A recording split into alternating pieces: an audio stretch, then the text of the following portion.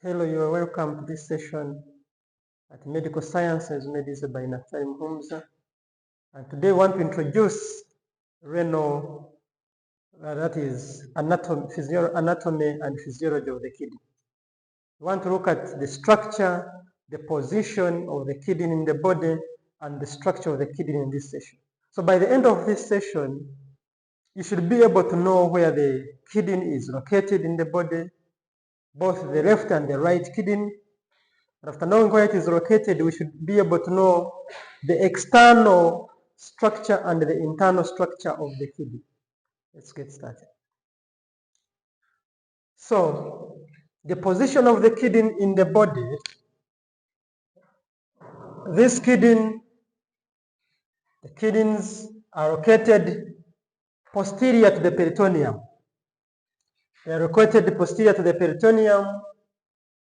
That is what we are talking about. They are located posterior to the peritoneum. So, in other words, I can say that they are retroperitoneal. They are found behind the peritoneum, that is posterior to the peritoneum cavity in the abdominal region. And these two kidneys, the left and the right, they move up, they are found or they are protected by the 11th and the 12th rib. So the 11th and the 12th rib is the one that protects this kidney. And we see that the left kidney is slightly higher. If we can see the position, the left kidney is slightly higher than the right kidney. Why? Because the right kidney, its space is much occupied by the liver. So you find it is slightly lower. So the right one is slightly lower compared to the left kidney. And these kidneys, they are anchored or they are protected in their area by three external layers, whereby the first layer of the kidney, the first layer is what we know as renal capsule. This is the renal capsule. And this renal capsule is the continuation of the outer surface of the kidney. And from the renal capsule, we see another second layer. It is a second layer made up of fats. It is full of fats. And this second layer is what we call the renal, it is the renal adipose or the adipose capsule. So the second layer is the adipose capsule.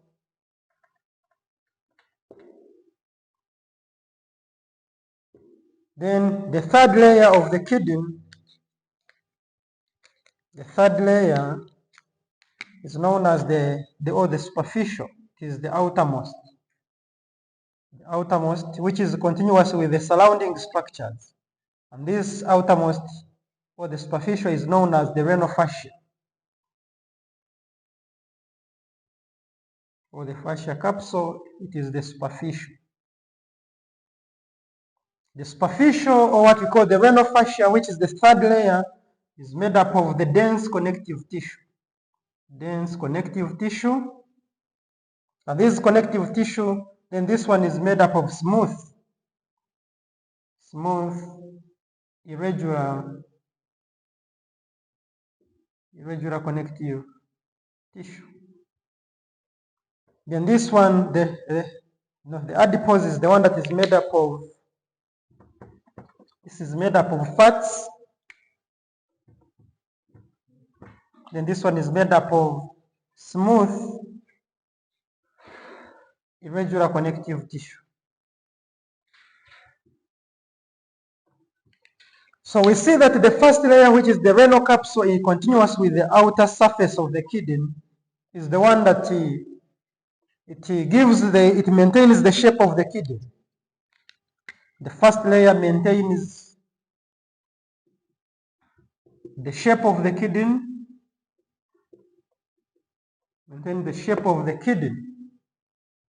and because it is made up of connective tissue, it is the one that makes the kidney to remain with its bean-shaped size. and at the same time, it protects it from trauma. It also protects the kidney from injury, or what we call trauma, from injury. Then the second one, the second layer, this is the first layer, is the capsule, the adipose capsule made up of fats. And fats, they act as cushions, or they are like shock absorbers against the trauma. In case of injury or in case of shock, these fats are the ones that are protecting the kidney from any injury. So this one is also protecting the kidney from trauma by acting as a shock absorber, and at the same time it also anchors the kidney in position. It is the one that keeps the kidney in a position where it is located within the retroperitoneal region. So we see these three layers. The adipose is surrounding this kidney. Why? To protect it from any trauma, because it is acting as a shock absorber, and at the same time it is anchoring it to remain in a position. Then lastly is the renal fascia, which is the superficial layer, made up of dense connective tissue, and its role is responsible. It is the one that supports the kidney in position. It is the one that connects the kidney with the surrounding structures, connects the kidney with the surrounding structures, and hence making it to remain in its position. So this superficial, or what we are calling the renal fascia, is the one that is making sure that this kidney is in touch with the surrounding structures. Then we have seen the renal adipose, which is the second layer, protecting the kidney from any shock absorber by cushioning the kidney, that in case of any damage, any injury, it remains in its shape, as whereby the fats are acting as the shock absorbers and anchoring it in position. Then we see the renal capsule made up of smooth regular connective tissue, maintaining the kidney shape and also protecting it from any injury. So this is the external surrounding, or the layers that surrounds the kidney and protects it from any damage and making sure it remains in position. And there is a condition which we call, this condition is known as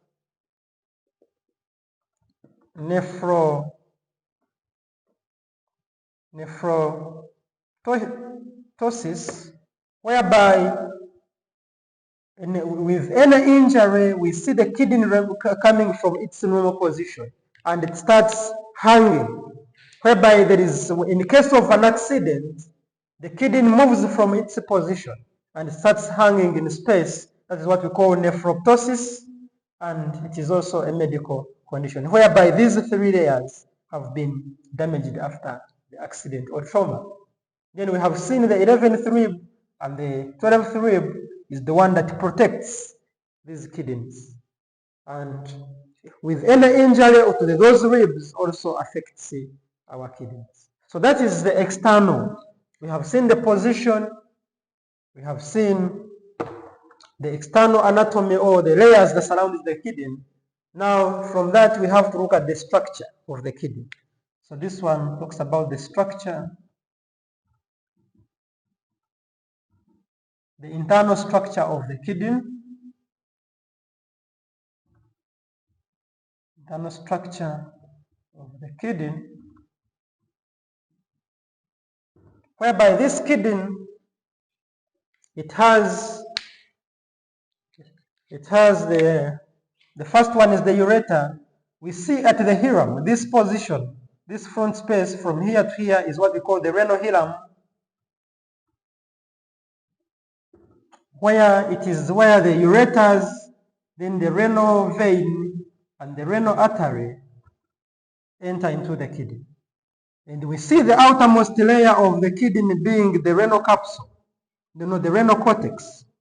This is the renal cortex, which is the outermost then followed by the medulla, whereby this is the medulla. From here to here is the medulla. This is the kidney medulla. And this medulla is the one that enters into what we call the renal papilla. The renal papilla is the one that is at this position, then entering into what we call the minor and the major calyx. So we are seeing that this is the minor calyx, then the major calyx is this at this position, and where the ureter enters into the kidney is what we call the renal pelvis. Renal pelvis. So renal pelvis continues into the major calyx, and from the major calyx it forms the minor calyx. And we are seeing the blood supply is by the renal artery, which brings in oxygenated blood, and then the renal vein takes away the deoxygenated blood back to the vena cava. So we are seeing the renal artery bringing in oxygenated blood and nutrients to supply the kidney, and we see the renal vein taking away the deoxygenated blood from the kidney to back to the vena cava and the heart. And we are seeing that the functional unit of the kidney, which is the nephron, this one being the nephron, lies between the cortex and the medulla. We find the renal corpuscle, what we call the glomerulus, and the Bowman's capsule plus the first part of the proximal convoluted tubule and the distal convoluted tubule, they lie within the renal cortex, whereas the loop of Henry and the collecting duct, for them they lie into the renal medulla. That's where it is found. And the space or the column in between the medulla or what we call the renal pyramids, these are the renal pyramids. So the space in between the renal pyramids is what we call the renal column, and it is the renal column that separates one lobe of the kidney from another. This is the first lobe, this is the second lobe within the pyramid. So one pyramid to the other is separated by what we call the renal column to form different renal lobes. And we are saying the functional unit of the kidney is the nephron, and this nephron can either be cortical nephron or juxtaglomerular nephron. Juxtaglomerular. Whereby the cortical nephrons, for them they lie, majority of it lies within the cortex. Then smaller portion of the loop of Henry lies in the medulla. Whereas the juxtaglomerular, you find even the renal corpuscle is near the medulla. So it is deep. Juxta means near the medulla, whereby the renal corpuscle is within the medulla. That is the glomerulus and the renal tubules are within the medulla, near the medulla. But in the cortical nephron, we see it, much of the renal corpuscle and the renal tubules lying within the cortex. Then a smaller portion of the loop of Henry is within the renal medulla. Those are the two different types. And we see majority of the kidney nephrons, which ranges from 80 to 85% is cortical, whereas 15 to 20% is the juxta. And we shall see at a later time where juxtaglomerular nephrons are responsible for concentrating urine. Because the more the loop of Henry, the more the urine can form, the body can form concentrated urine to preserve preserve water in the body. So this is the internal anatomy. In the internal anatomy of the kidney, we see the ureter, the renal vein, and the renal artery entering through the hilum, and the ureter forms what we call the renal pelvis, where the renal artery and vein meet. Then it continues to form the major calyx, then the minor calyx. Then we have seen that the renal papilla is the one that joins the renal pyramids within the medulla. Then from the medulla, the outermost region is what we have called the cortex. And we have seen that the nephron lies in between the cortex and the renal medulla, whereby the cortical nephrons It lies more in the cortex, that's why we call it cortical nephron.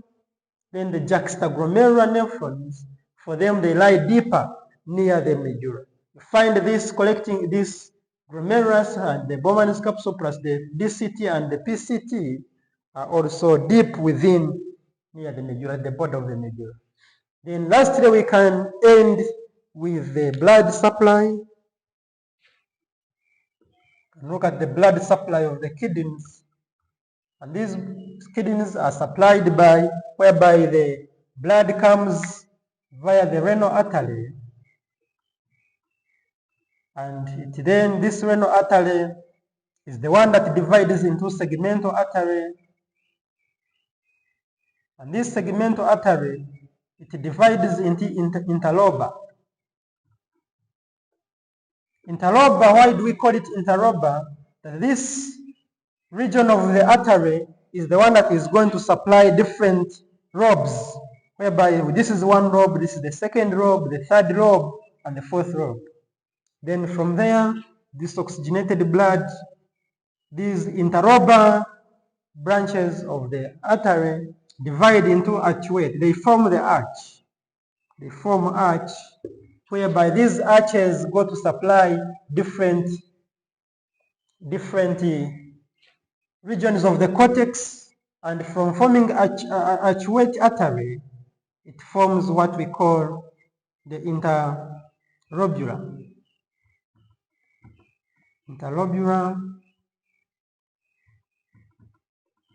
artery.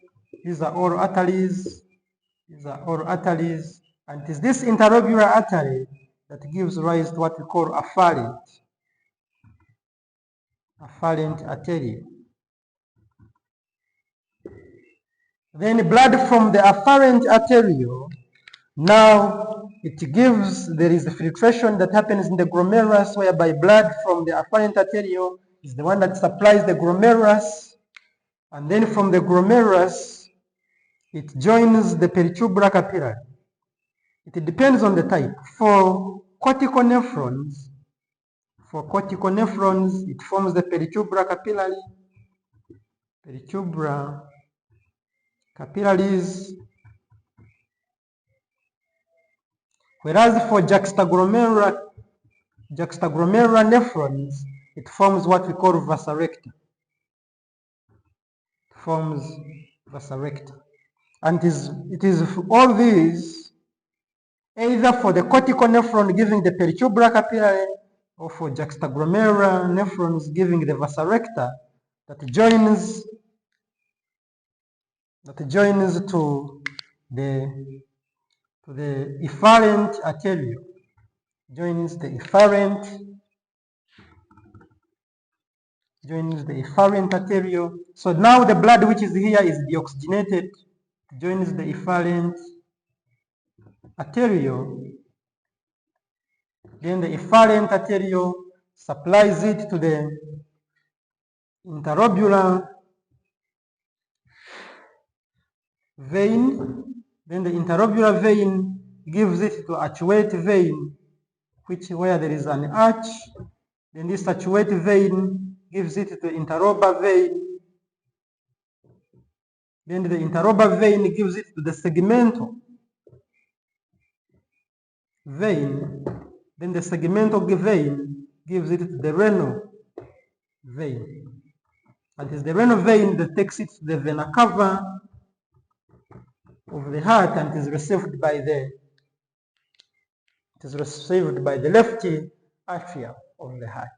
So this is how the blood flows, whereby this side it was carrying oxygenated blood, this side is carrying deoxygenated. So blood full of carbon deoxygenated without oxygen. So this is the blood supply of the kidney, whereby the blood flows from the renal artery carrying oxygen and nutrients into the segmental, which divides into the interlobar. And the interlobar forms different arches, what we call the archway artery, which supplies different lobes, what we call the interlobular. Within the renal column, they pass, supplying each lobe what we call interlobular, then which gives to the afferent arteriole that supplies the glomerulus. Then from the glomerulus forms either peritubular capillary or vasa recta, depending on the type of the nephron, whereby the cortical nephrons, they form the peritubular capillaries, whereas the juxta form the vasa recta, which this vasa recta continues to supply into the interlobular vein, the arcuate, the interlobar, then the segmental, and then the renal vein, which takes it back to the heart to pick oxygen. Thank you so much for listening. Always remember to subscribe, like the video, and always share your comments. Thank you so much. In the next video, we shall look at the structure of the kidney nephron.